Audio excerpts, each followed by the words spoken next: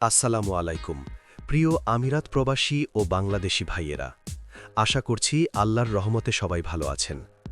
আজকের ভিডিওটি বাংলাদেশের হাজার হাজার কর্মপ্রত্যাশী ভাইদের জন্য খুবই গুরুত্বপূর্ণ ও আশাব্যঞ্জক একটি আপডেট নিয়ে, তাই অনুরোধ করব ভিডিওটি শেষ পর্যন্ত মনোযোগ দিয়ে দেখবেন।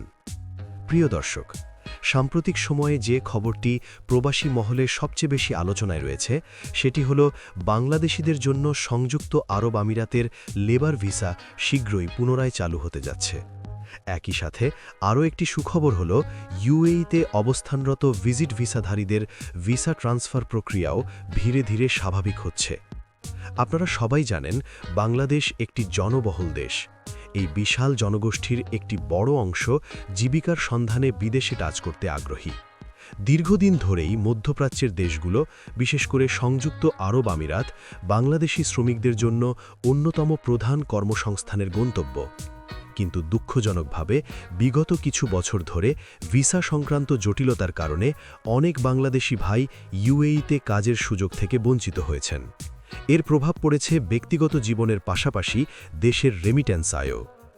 এখন যদি লেবার ভিসা আবার চালু হয়, তাহলে নির্মাণ, পরিবহন, হোটেল ও রেস্টুরেন্ট, পরিচ্ছন্নতা, শিল্প কারখানা, বিভিন্ন সেবামূলক খাতে হাজার হাজার বাংলাদেশি শ্রমিকের জন্য নতুন কর্মসংস্থানের সুযোগ তৈরি হবে। এর ফলে একদিকে যেমন দেশের বেকারত্ব কিছুটা কমবে, অন্যদিকে প্রবাসী আয়ের মাধ্যমে রেমিট্যান্স প্রবাহ বৃদ্ধি পাবে, যা জাতীয় অর্থনীতিকে আরও শক্তিশালী করবে।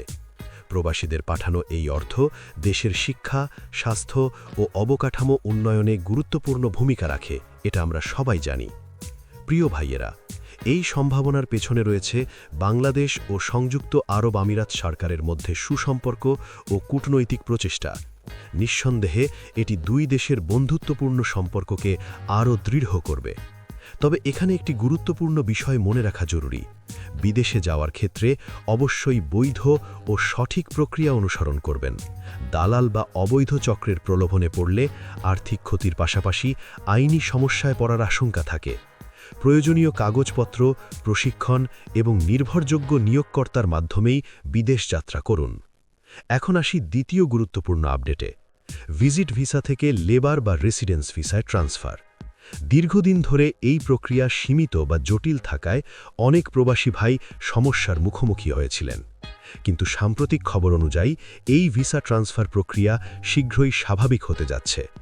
এর ফলে ভিজিট ভিসায় অবস্থানরত কর্মপ্রত্যাশীরা বৈধভাবে কাজের ভিসায় রূপান্তরের সুযোগ পাবেন। অবৈধভাবে কাজ করার ঝুঁকি কমবে, প্রবাসীরা নিরাপদ ও সম্মানজনক জীবনযাপন করতে পারবেন।